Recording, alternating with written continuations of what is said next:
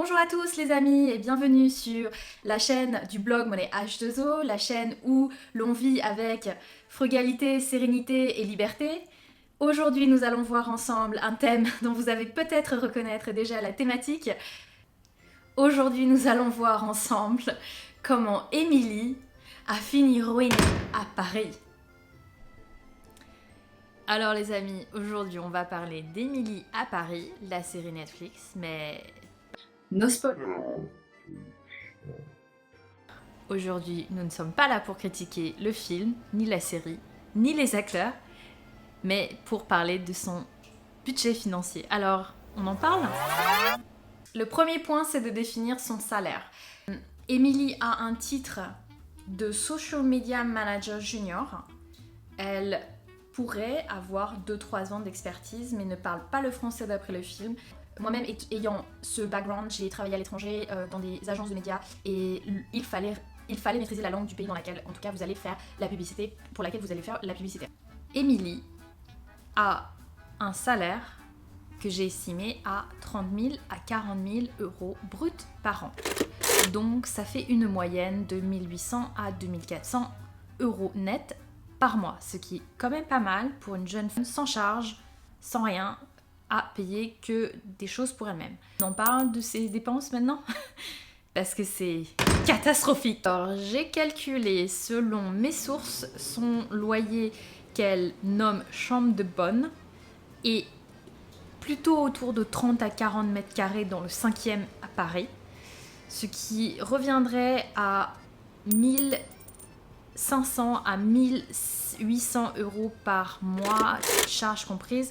Je suis quasiment certaine que dans les commentaires, vous pouvez laisser vos commentaires, combien vous payez, combien vous mettez dans votre loyer par rapport à votre salaire. Mais je pense que personne ne met 100% de son salaire, ou presque, dans son loyer. En tout cas, ça paraît aberrant. Bref, généralement, les conseils aujourd'hui donnés sont de mettre entre 30 à 50% de son salaire dans son loyer, en tout cas pour les charges locatives. Je pense que là, elle n'est pas du tout dans ces zones-là. On en parle de ce qu'elle fait avec le reste, Émilie ? En tant qu'ancienne parisienne, je peux vous dire que dans une chambre de bonne, ni un studio, vous pouvez avoir un lit aussi grand, une cuisine aussi grande pour quelque chose qu'on appelle chambre de bonne, c'est pas du tout réaliste. Troisième point, Émilie n'utilise pas les transports en commun. Je suis sidérée parce que honnêtement, les métros, les transports de bus à Paris ne sont pas si mal. Je suis une ancienne parisienne et ça fait 10 ans que j'ai quitté Paris pour vivre à l'étranger, mais je pense que même si Paris c'est très sale et que le métro est dégoûtant, il est quand même très pratique. Et vraiment, pour 75 €, j'ai regardé sur le site Navigo, vous pouvez vous balader à l'intérieur de Paris. Donc je pense qu'il doit y avoir des entreprises qui donnent une partie, ou en tout cas vous pouvez peut-être bénéficier d'une certaine déduction si vous êtes plus ou moins jeune, plus ou moins vieux, etc. Bref, en tout cas, vous ne mettrez sans doute pas 600 €. J'ai estimé que si elle se déplace en Uber et taxi 2 fois par jour, ça lui coûterait 600 €. C'est absolument sidérant par rapport à ce qu'elle gagne.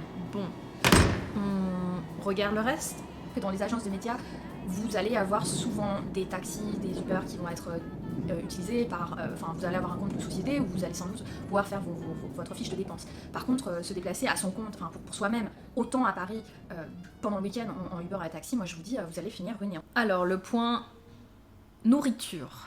Je suis exactement aussi estomaquée que vous. Elle passe sa vie dehors, cette fille. Vraiment, chez elle, elle n'y va pas, elle n'y vit pas. Je sais pas pourquoi elle a un loyer d'ailleurs aussi cher et une cuisine aussi grande pour ne pas cuisiner. Elle passe sa vie dehors. Alors vraiment, je pense qu'elle doit mettre à peu près 36 € au minimum si elle mange 3 fois dehors dans la journée. Ça paraît aberrant. À la fin du mois, ça lui revient à plus de 1000 € par mois. Mais vous imaginez Imaginez-vous d'avoir 1000 € à dépenser en nourriture par mois, mais ça doit être énorme. Vous allez pouvoir faire vivre une famille au moins de 4 comme ça. Moi, je pense que Émilie, elle devrait revoir son budget nourriture parce que vraiment c'est absolument délirant. Bref, on en parle du reste ? Donc même si dans une agence marketing, vous allez peut-être avoir une fois ou 2 fois dans la semaine des sorties qui sont payées par votre entreprise, le reste du temps, vous utilisez votre carte bleue, c'est pas l'agence de marketing qui va payer tous vos coûts avec vos copines. Le 5e point, c'est le shopping. Le shopping. Alors, je n'ai pas pu calculer parce que vraiment, je n'ai pas pu calculer en fait. Elle a dû mettre au moins plus de 3000 € dans un sac Chanel et au moins 600 ou 700 € dans une paire de Louboutin. En tout cas, elle dépense beaucoup plus que ce qu'elle ne gagne. Donc, bien entendu, si vous faites de la même chose, vous allez vous retrouver à découvert dès la première semaine. Donc, calmez vos ardeurs. C'est bien un film, c'est bien de la fiction. On est dans le domaine de la fiction. Elle nous fait fantasmer avec sa garde-robe incroyable.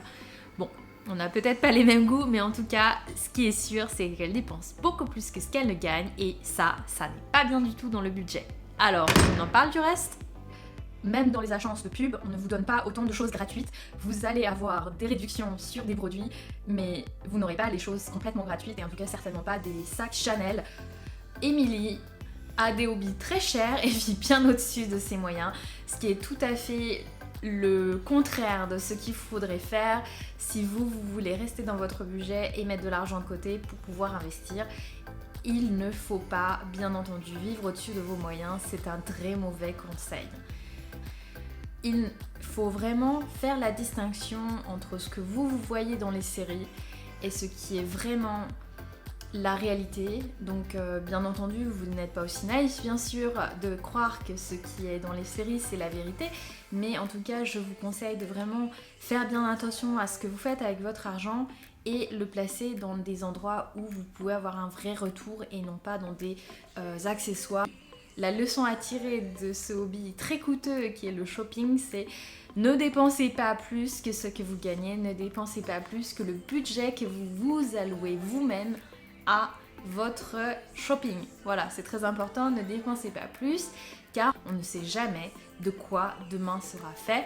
Mettez plutôt de l'argent de côté et cet argent de côté, faites-le fructifier. Comme ça, dans quelques années, oui, si vous avez vraiment envie, achetez-vous le sac. Mais en tout cas, je ne vous dis pas de ne pas acheter, je vous dis de faire très très attention, achetez seulement ce que vous pouvez avec les moyens que vous avez. Et elle passe ses week-ends à faire quand même beaucoup la fête et ça doit lui faire un sacré trou. Mais un truc qui est quand même pas mal qu'elle fait, c'est qu'elle a passé quand même un week-end chez une copine dont les parents ont une maison à la campagne, enfin une maison, un château. Voilà, avec du champagne. Ce qui est sympa, c'est que pendant ce week-end, elle a l'air de pas avoir dépensé trop d'argent. Par contre, au niveau de ses manières, c'est autre chose. Je pense qu'on n'en parle même pas, parce que ça n'est pas correct. Son attitude n'est pas du tout correcte, mais par contre, vis-à-vis de cette famille, mais en tout cas, elle a bien compris une chose, c'est que le week-end, essayer d'aller à la campagne, essayer d'aller dans la nature, sans dépenser trop d'argent, ça c'est quand même top.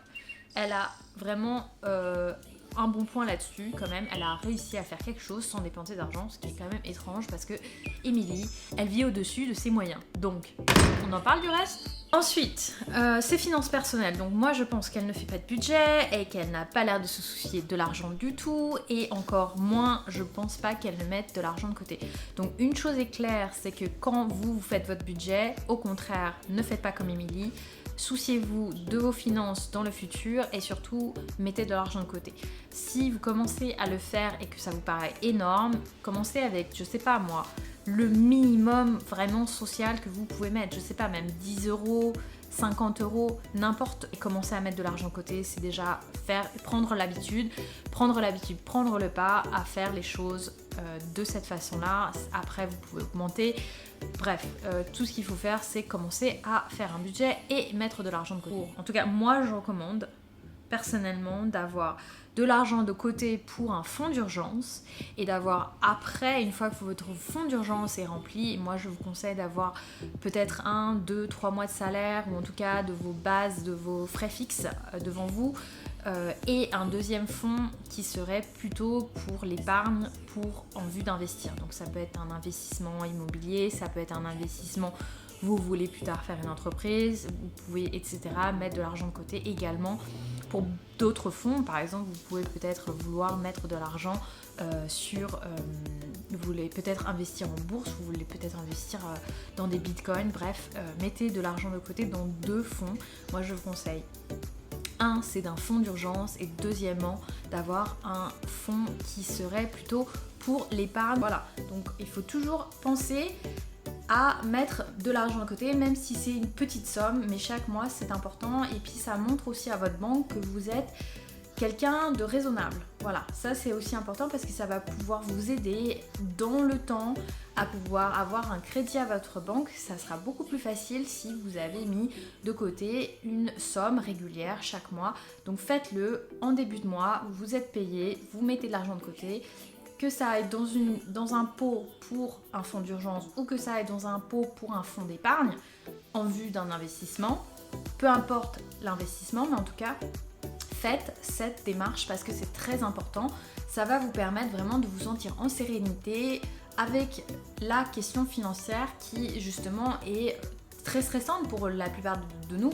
Et surtout si vous commencez dans la vie et que vous pensez que Émilie est la réalité, mais alors là je vous dis mais retombez sur terre parce que honnêtement c'est pas la réalité. Peut-être pas forcément votre cas, ça dépend si vous avez étudié ou pas à l'étranger, ou dans une école de commerce, ou dans une école payante du moins. En tout cas, si vous avez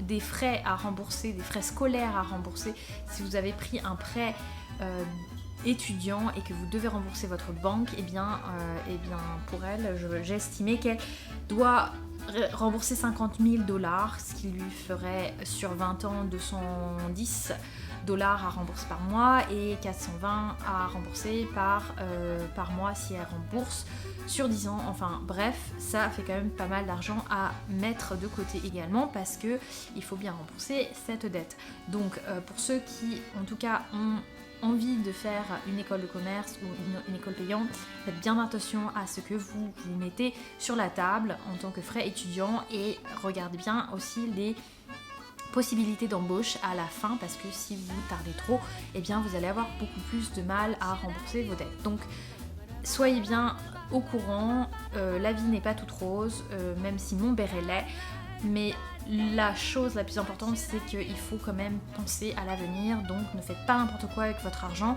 Ce sont des décisions fondamentales, je pense qu'on manque tous d'éducation financière et je crois que c'est important d'en parler. Je pense que l'argent ne devrait pas être tabou, que l'éducation financière devrait exister dès le plus jeune âge parce qu'on en a besoin tous les jours, on l'utilise et on le maîtrise mal.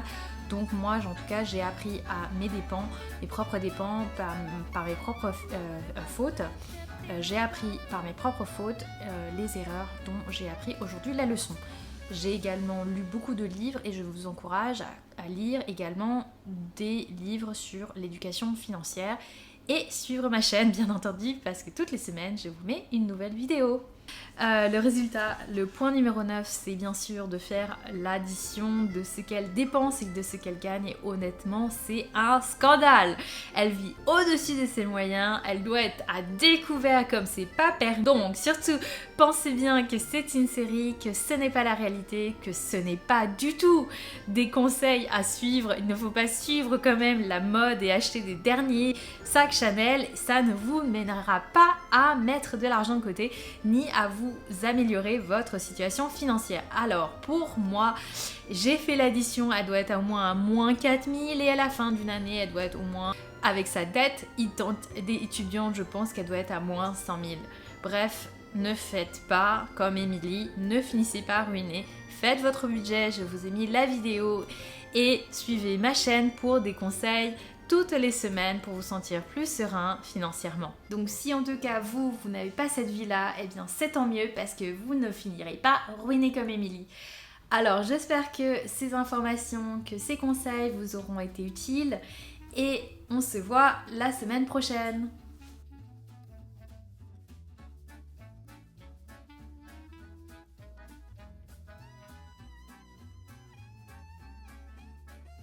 Et ça me tient vraiment à cœur parce que c'est une situation dans laquelle moi je me suis retrouvée, c'est de croire finalement que les séries, les films c'est un peu la réalité, c'est l'image de la réalité, mais on est très très loin de la réalité, et de croire vraiment que la vie professionnelle, que l'entrée du monde du travail est facile. Non, c'est très édulcoré, encore une fois. C'est compliqué, c'est pas forcément la chose la plus aisée. Je pense que c'est une des périodes de ma vie dans laquelle j'ai galéré le plus en fait. Vraiment entrer sur le monde du travail. Entrer dans le monde du travail, avoir un salaire fixe et un contrat en CDD, c'est peut-être l'étape la plus importante après le bac, après avoir passé mes études, qui a été très longue pour moi. Donc je vous dis encore une fois, faites très attention à vos choix.